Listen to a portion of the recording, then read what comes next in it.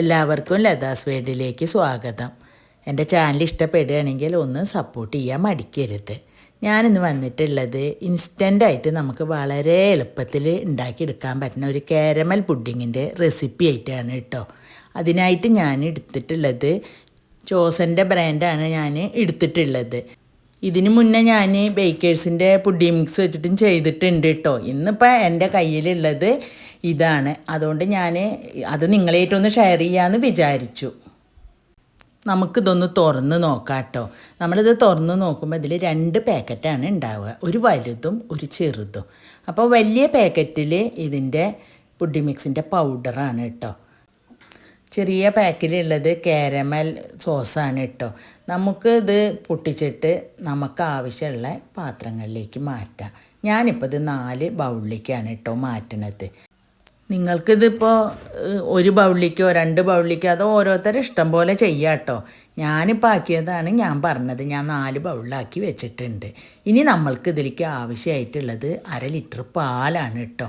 അത് നമ്മൾ നന്നായിട്ട് തിളപ്പിച്ചെടുക്കണം.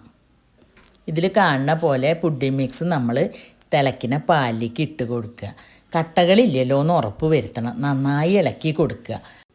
ഈ ഒരു സ്റ്റേജിൽ നമ്മൾ ലോ ഫ്ലെയിമിൽ ഇടണം കേട്ടോ ഗ്യാസ്.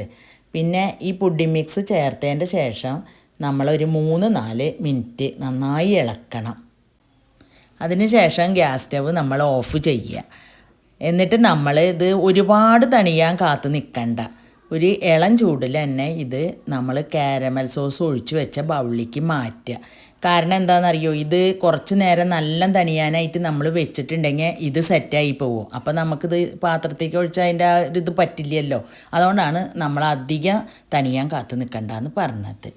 ഇപ്പം തന്നെ അത് ഒഴിച്ച് കഴിഞ്ഞാൽ തന്നെ കണ്ടില്ലേ, ഇപ്പം ഇങ്ങനെ സെറ്റായി വരുന്നുണ്ടത്. ഇനി ഇതൊന്ന് സെറ്റായി കിട്ടാനായിട്ട് നമ്മൾ 1 തൊട്ട് 2 മണിക്കൂർ വരെ ഫ്രിഡ്ജിൽ വെച്ച് ഒന്ന് തണുപ്പിച്ചെടുക്കുക കേട്ടോ. 2 മണിക്കൂറിന് ശേഷം നമ്മുടെ പുഡിങ് സെറ്റായി കിട്ടിയിട്ടുണ്ട് കേട്ടോ.